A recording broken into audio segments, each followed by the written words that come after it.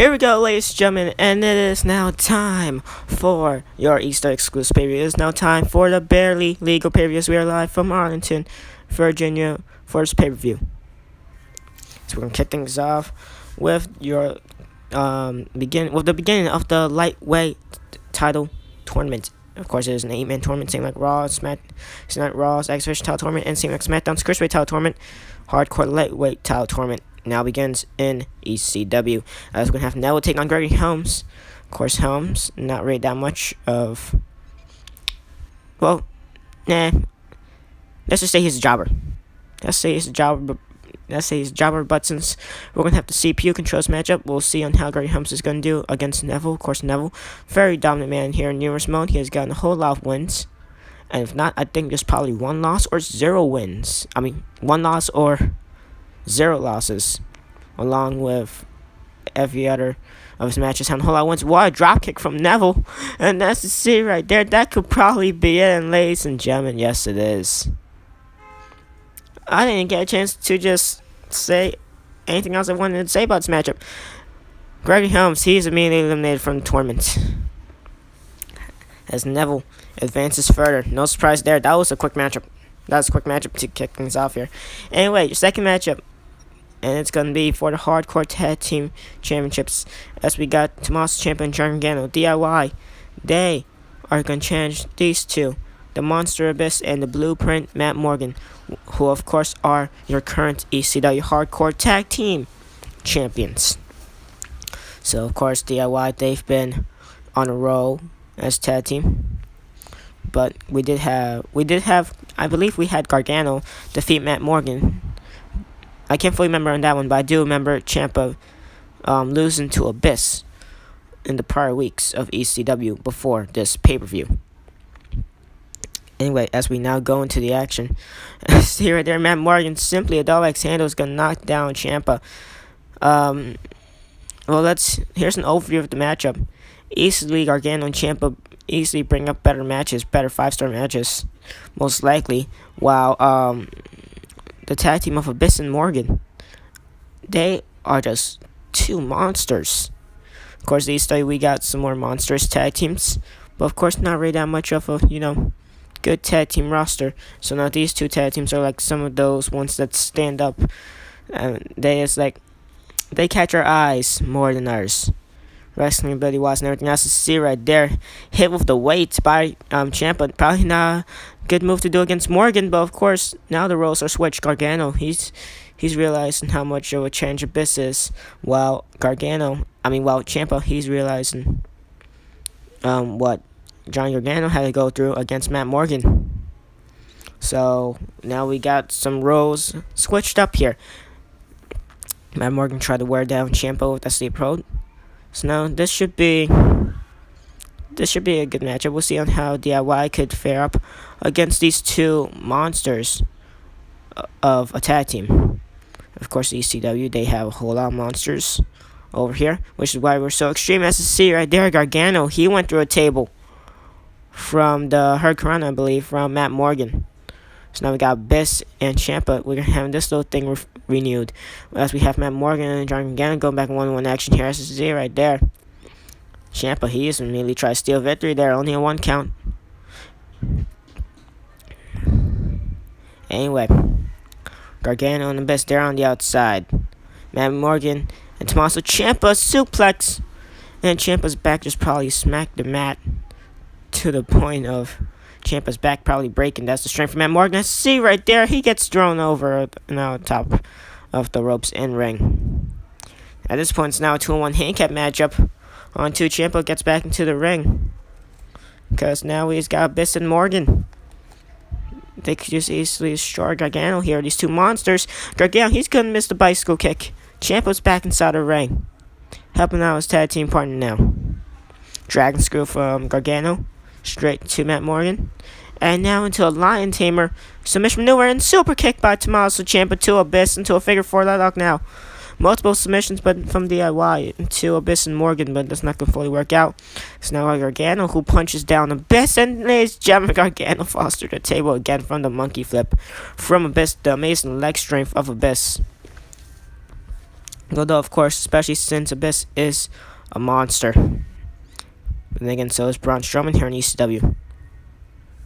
So is, I guess you could say, so is Bros Clay and Tensai. Whole lot of monsters here in ECW. So is Matt Morgan, who's the best tag team partner as well. So, yeah. Whole lot of deadly talent we have over here in ECW compared to Raw and compared to SmackDown as well. So now we got Abyss with a tombstone onto Ciampa. And a monstrous headbutt. Ciampa falls out of the ring again. Matt Morgan going down him. Okay, never mind. Wait, what? It's Gargano. Gargano wants to leave. What? Well, ladies and gentlemen, when I was saying that we're not like Raw and SmackDown, I guess we just kind of acted like SmackDown with DX there, of course, with Triple H abandoning Shawn Michaels in like week 3. We just had Gargano run out on Ciampa, and now it's 2-on-1 handicap situation in which Ciampa is the victim of the 2-on-1 handicap situation now. Ladies and gentlemen, what just happened? Gargano just left his own tag team partner, especially since they're such promising tag team as well. So see her there, headbutt from the back to head. Headbutt to the back to head. From Abyss to Ciampa, I thought that was going to be it there. Deadly headbutt to the back to skull, very deadly. And another one, my god. But I'm just still trying to get over the fact that another headbutt. And just tracks him. Gets him from the ring apron, puts him through the broken table. And that is it. The 2-on-1 handicap situation, of course, is going to fit in the favor of these two monsters, Abyss and Matt Morgan. But ladies and gentlemen, Ciampa just went through a 2-on-1 handicap situation in which his tag team partner, Johnny Gargano, left him. Ladies and gentlemen, I'm not going to lie, I am very, very shocked here. Of course, since Gargano and Ciampa, they've been such a great tag team so far. They've been an impressive tag team here in ECW. Now, while these two young men do not win, but why would Gargano leave Ciampa? We need answers on that situation. Anyway, we go into Hardcore Television Championship action as we got Kenny Omega challenging your Hardcore Television Champion Tazz. Of course, Tazz won a 10-man Battle Royal. To qualify for this, and Omega won a number one contenders matchup. He was added in the last second to make it from a fatal 4-way into a 6-man elimination matchup, along with the addition of Adam Cole. As Sir Omega, he just went airborne, and he goes and wildly misses that dropkick. Taz just easily sidestepped him. He had all the time in the world as he saw the airtime the cleaner Kenny Omega went through right there. He just gracefully fell down from that dropkick. Anyway, here you go. Omega with Sunset Power Driver. Of course, the Sunset Flip Power Driver, also known as the Canadian Destroyer, some wrestlers might call it.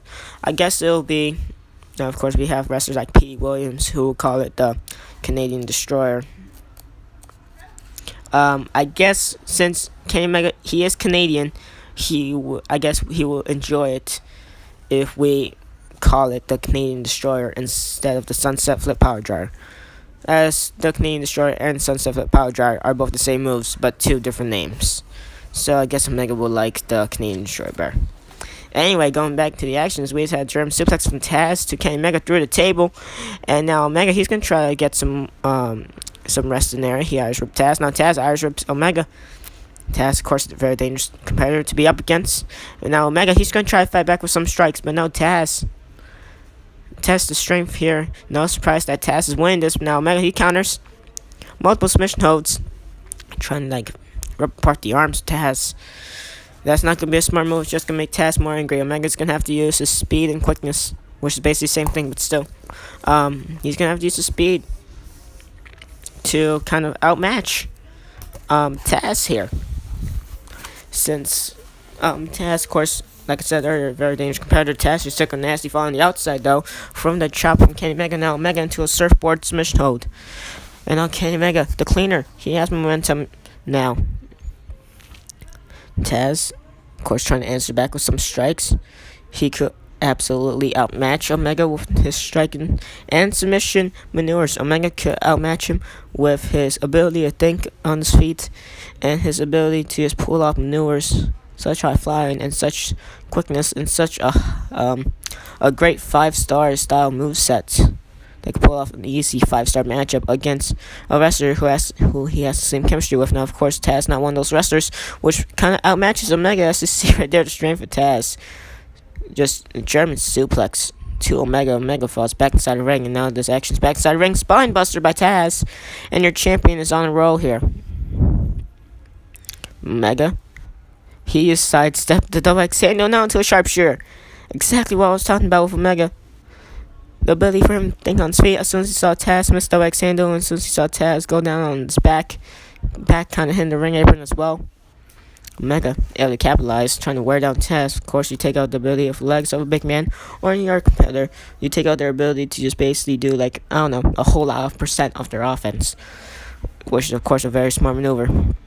To specifically always aim after the legs of, to be fair, any wrestler, and that'll mostly help you out. See there, surfboard submission hold. Omega trying to work on the arms and legs now of Taz.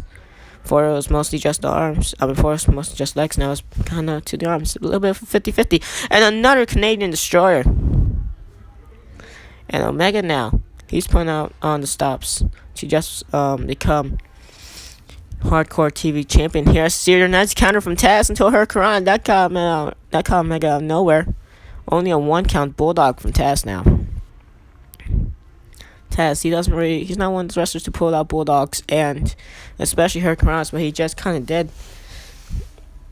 He did pull out those moves in a row, so which is kind of very impressive for a big man of his size. As Seer there, Omega, he's gonna counter straight into a camel clutch, not gonna fully work on Taz. If anything, that's gonna probably fire up Taz now. Taz, of course, one of those other very dangerous, very dominant superstars over here in ECW, which is why ECW could most likely destroy SmackDown and Raw. We had the more dominant superstars. Well, at least we got a bigger number of them, at least to say. Anyway, let's go back into the action here. Taz, one simple stop to the back of Omega, probably toying around with his prey here. Taz knows that he could probably just easily outstrength Omega, so he's going to use this advantage. I see right there, Tasmanian submission maneuver. I forgot what Taz called this. I'm just going to call it the Tasmanian submission maneuver. Can you make Omega tap out now? Omega, he's running out of oxygen. Omega, he gets out of it. Now into a triangle, sleeper, hold, submission, maneuver, whatever. Omega now, fisherman suplex straight to Taz. Try to capitalize off of that now. Omega, of course, could pull out a whole lot more moves from his moveset. Try to wear down your champion Taz. Taz counter a back suplex into a seated roll-up. Nice maneuver from Taz, and he picks up the victory. Well, no, he didn't pick up the victory. He stole the victory. He absolutely stole the victory from Omega right there. Taz retains the Hardcore Television Championship. And now here we go, going into your kind of last second place matchup. Of course, with Omega and Cole being added into the number contenders matchup to make it from a fatal 4-way elimination matchup to a 6-man elimination matchup was because of Adam Cole getting eliminated early in the 10-man battle royal to crown their Hardcore Television champion. He got eliminated early, and the man eliminated him, Kenny Omega, in which also in the number contenders matchup that Paul Heyman granted that Omega and Cole were added into. We did have Dean Ambrose eliminate Adam Cole in very, very quick fashion. It wasn't even like 10 or 15 seconds into the matchup, and we did have Ambrose immediately eliminate Adam Cole, and then we had Omega eliminate everyone else, which is why we just had that matchup between Taz and Omega. But ladies and gentlemen, after the show, we did have Adam Cole get angry, and he did attack Dean Ambrose backstage, which is why Dean Ambrose asked for his matchup. Paul Heyman granted it tonight as a spot on this pay-per-view. Kind of an impromptu matchup. It does have a storyline going into it, though, which is why it's kind of an important matchup of this night. As here now, Ambrose planning to jump off the top rope. He's not going to fully do it, and he misses it on Adam Cole because the CPU is an idiot. Of course, that was a difficult position for Dean Ambrose to try to land the double X handle onto Adam Cole, because, of course, from his position, it was kind of difficult for him. And now, Adam Cole probably not going to have a family after that. Ambrose, a couple kicks to a groin, that's going to wear you down. Body slam from the Lunatic Fringe. And now Adam Cole, he's probably, I'm not sure if he wanted this matchup or no, but of course, He did ask for this. Misses the super kick wildly. And now Ambrose, he could probably use the weight. Nails the monkey flip onto Adam Cole. He could use that weight anytime he wants to. Nope, never mind. Bridget suplex though. Cole's head is so close to the weight. Adam Cole, he's gonna probably just get whacked across the head with the weight. He needs to watch out for that. Or hopefully use that to his advantage. And use it before Dean Ambrose could. Which I guess you could say is kind of difficult to say. Because Ambrose is gonna most likely use that before Cole could probably end most likely. Now here we go. Ambrose, he misses it, and this time the weight was on fire. My God, Ambrose, he's just one of those crazies, isn't he? Of course, you just gotta enjoy the Ambrose matches, I guess you could say, especially here in ECW. He will just make you probably want to retire from his hardcore ability. See right there, hit with the bat. That exactly explains what I was talking about. And now Adam Cole, he's in hot water. Whack across the head with the bat. Nasty landing for Adam Cole as well. And now Ambrose can probably use the chair. Adam Cole's going to try to fight back. He can pull off a super kick out of nowhere, which gives him the advantage in the striking ability for to pull off a super kick out of nowhere. But of course, Ambrose has the better striking ability and the better striking combos. Multiple more kicks to the groin. Just like that, Adam Cole is still going to not have family now. Ambrose is just going to try to break the arm off of Adam Cole. Now, you can tell Adam Cole, he just doesn't want to be here. I think Adam Cole has probably been off more than he could chew here. By attacking Ambrose, of course, Ambrose was going to retaliate. Only if Ambrose got injured would have Adam Cole been lucky for a short while. But nope, because the lunatic fringe, he is angry. Now, of course, Ambrose, he did not win the matchup. Still, he is kind of more angry than Adam Cole, because if you attack Ambrose, wait, what has happened right there? Anyway, Ambrose was able to pull off a roll up there, and that was going to be it. I believe Adam Cole tried to over the head body suplex, something like that, whatever. Maybe a body drop. Oh, that didn't happen. Ambrose counter roll up. Nice counter from Ambrose, I guess you would say. That came out basically nowhere, but anyway, Adam Cole, he can't pick up a win here. He's about to have as much of a horrible loss record as Gregory Helms. And that's very difficult to say, because no one can have a more horrible loss record than Gregory Helms in ECW, unless, of course, if you're from Raw or SmackDown with Curtis Axel or Damien Sandow or others like that. Anyway, going into probably your most blood-feuded matchup of the night, the steel cage to the death matchup between Finn Balor and Braun Strowman. Of course, Strowman has been, as you see right there, powerbomb to just kick things off. And Strowman just sent Balor through the stretcher in the powerbomb as well. Of course, Strowman, he has attacked Balor the past few weeks backstage.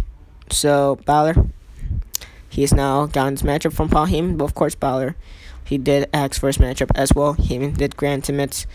We did have no stipulation of the matchup until the pay-per-view talk, in which came out, was uploaded like a few minutes ago.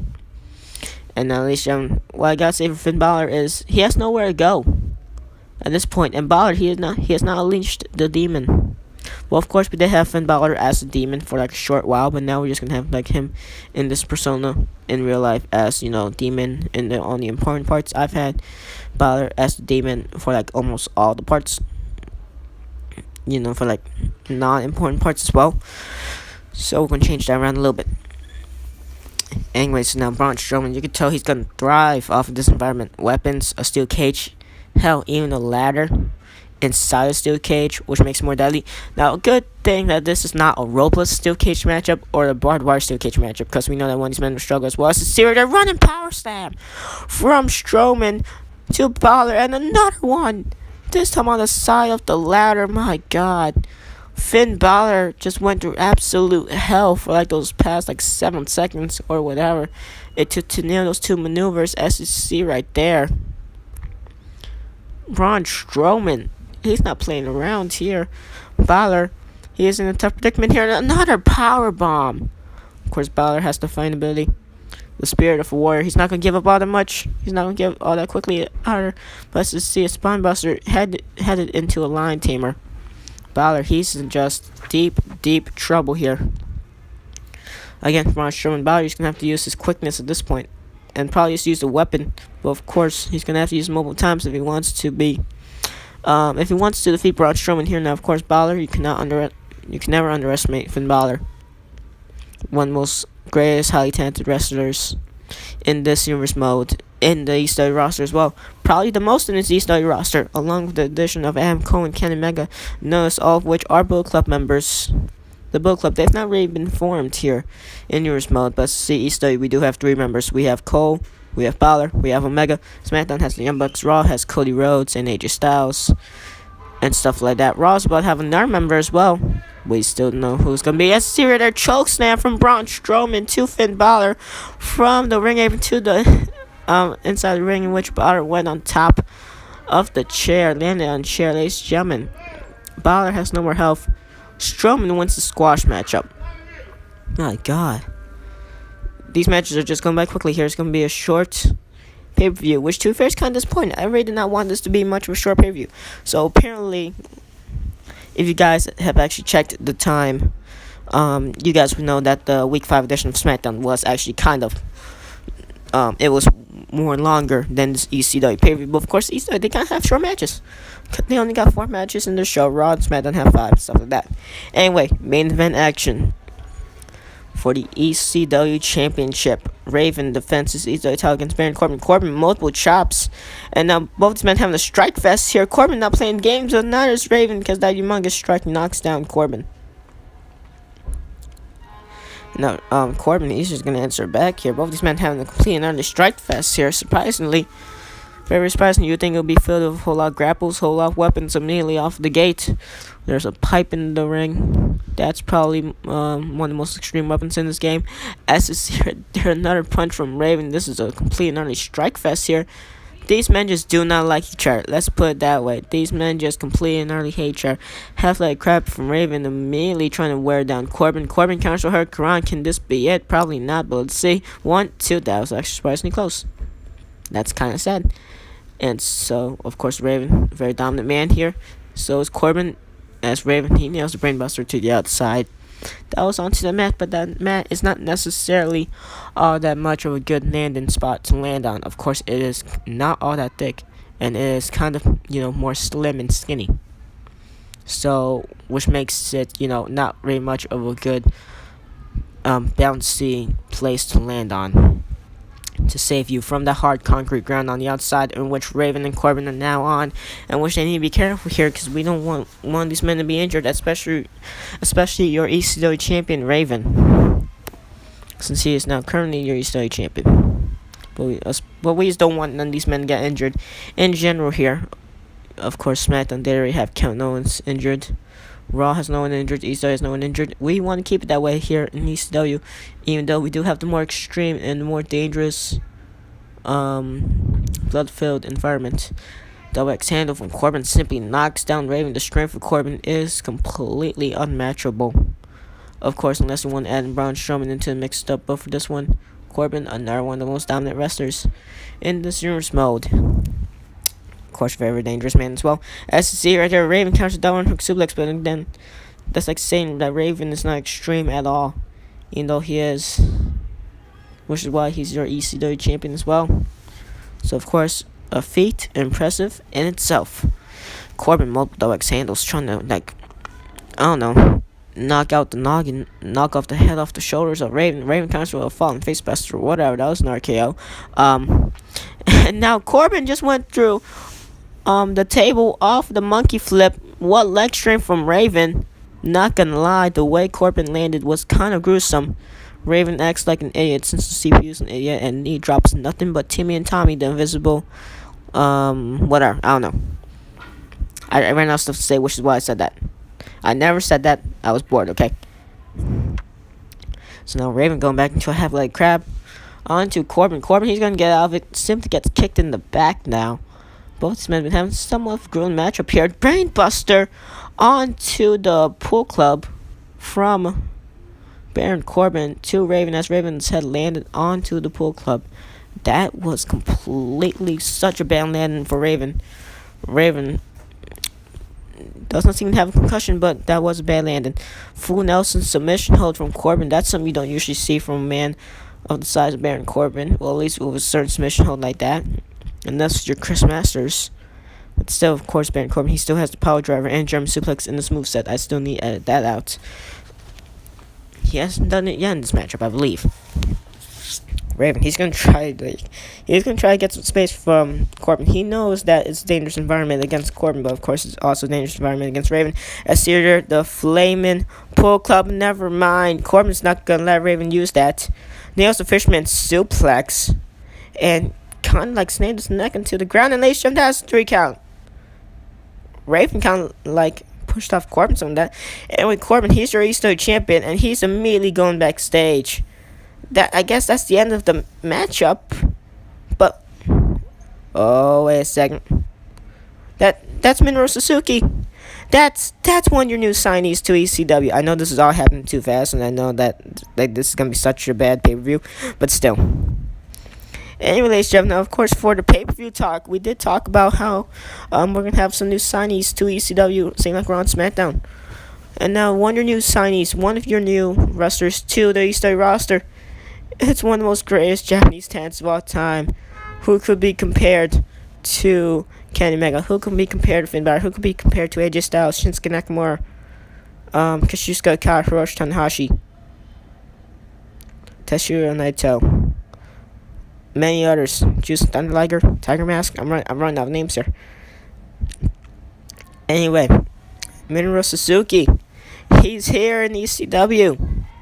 Imagine what this means for the ECW roster as Theater back suplex to your new ECW champion Baron Corbin. Now, of course, Raven, he's trying to digest what just happened. What a devastating headbutt. Ladies and gentlemen, I'm still trying to just digest how much action we just went by very quickly. Another monstrous headbutt. That time was right to the mouth. Ladies and gentlemen, Minoru Suzuki, he's here in ECW, and we are now all shocked. This is how we outmatch Braun SmackDown. Let's see right there. The golden whatever power driver. I forget what's called. I really do. I forget what's Minoru Suzuki's finisher name. Completely forgot. Now Corbin, he's just gonna fight back with a Stinger. Your ECW champion. He's not gonna let this happen to him. Trying to fight back. As you see right there. Lands Minoru Suzuki with that backwards Dragon Sleeper style suplex. As serious Minoru Suzuki suplex with a fire extinguisher, throws it onto Corbin, and Minoru Suzuki, he's getting out of here.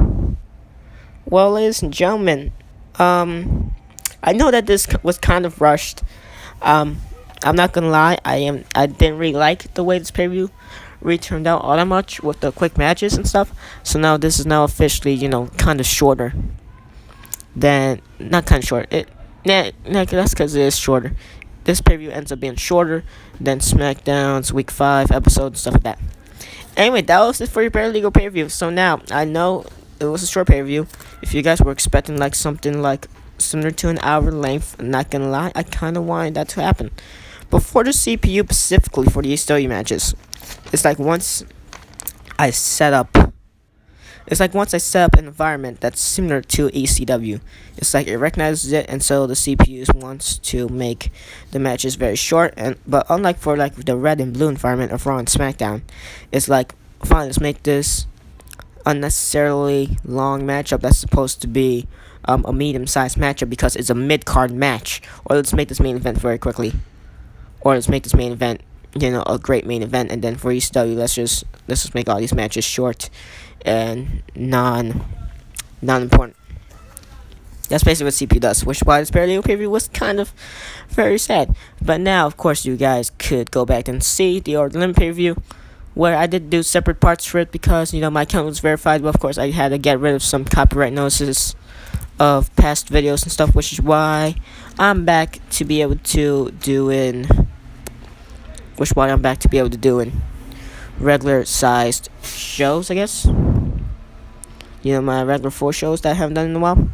Like in a very long while to the GWE, Universe Mode and stuff. Then I'll way back to that. Anyway, that was it. Thank you guys for watching the Bare Legal Easter exclusive pay-per-view. Your next pay-per-view is going to be after week 6 of every other show, and it's going to be your SmackDown exclusive no surrender pay-per-view. Anyway, guys, don't miss it. And the next edition of this whole ECW thing is going to be the pay-per-view after show talk, in which I do a whole review and recap of the pay-per-view. Anyway, thank you guys for watching, and that was your ECW Barely Legal pay-per-view. Bye.